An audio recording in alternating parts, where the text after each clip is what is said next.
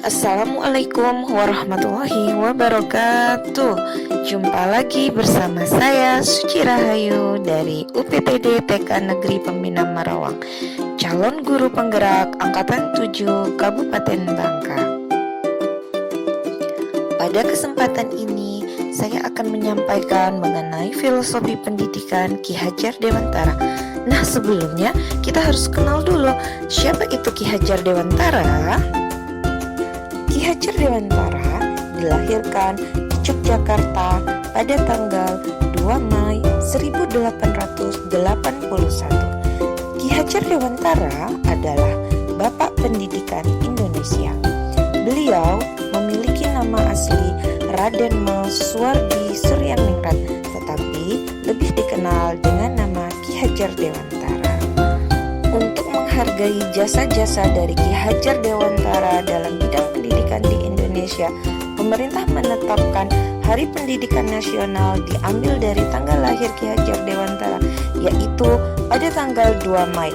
Oleh karena itu, pemerintah menetapkan Hari Pendidikan Nasional diperingati pada setiap tanggal 2 Mei setiap tahunnya. Dalam dunia pendidikan, pemikiran Ki Hajar Dewantara sangat terkenal dengan 3 falsafahnya.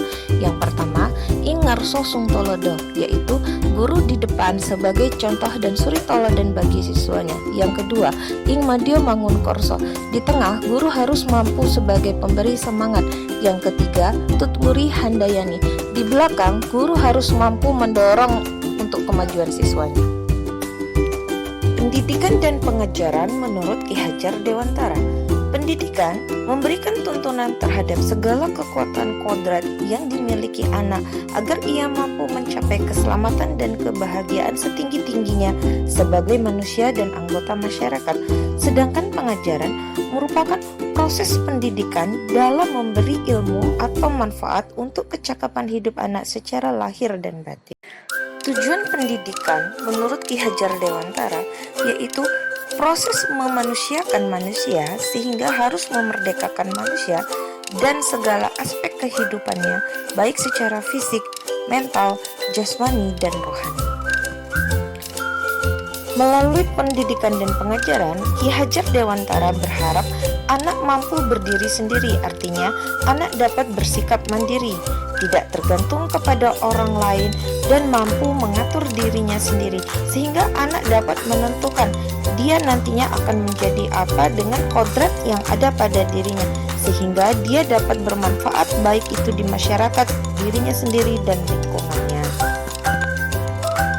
Tuhan melengkapi anak dengan membawa kodratnya masing-masing dari lahir, sehingga sebagai guru, tugas kita hanya menuntun dan mengarahkan anak-anak agar anak-anak tidak salah melangkah dan salah jalan dalam melakukan proses pembelajaran, sehingga anak dapat bermanfaat dan berguna bagi kehidupannya.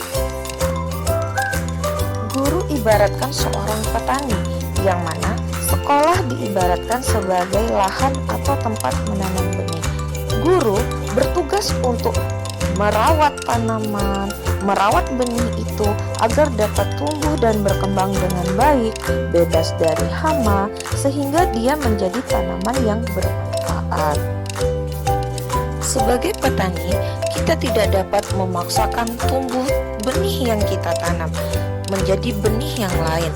Misalkan kita menanam padi, tidak mungkin yang diharapkan akan tumbuh menjadi jagung. Oleh karena itu, sebagai seorang guru, kita tidak dapat memaksakan kehendak kita terhadap anak.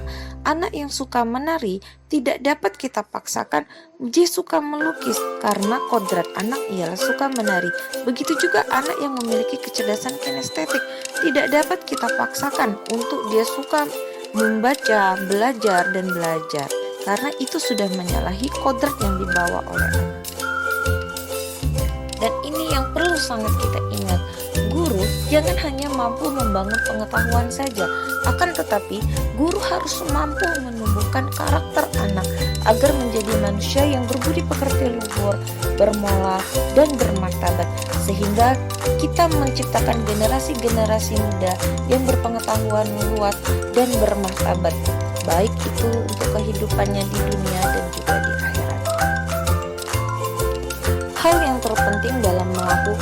pendidikan dan pembelajaran. Guru harus memusatkan kegiatan pada anak, sehingga anak menjadi pembelajar yang aktif. Anak dapat membangun pengetahuan melalui pengalaman-pengalaman belajar yang telah mereka lakukan. Sebelum melakukan proses pendidikan, hendaknya guru harus memperhatikan kodrat anak yang terdiri dari dua hal. Pertama, kodrat alam, bagaimana lingkungan anak, sosial budayanya, kebiasaan, tradisinya. Yang kedua, kodrat zaman, anak itu berada pada zaman apa, karena setiap zaman itu mengalami perubahan-perubahan yang sangat signifikan, sehingga sebagai guru kita harus mampu menyesuaikan dengan perubahan-perubahan yang ada. Mari bersama-sama menjadi guru yang menginspirasi, dekat, dan bersahabat dengan anak, memajukan generasi bangsa menjadi generasi bangsa yang bermartabat dan berkarakter. Demikianlah refleksi dan pemahaman saya mengenai materi filosofi pendidikan menurut Ki Hajar Dewantara. Sekian dan terima kasih.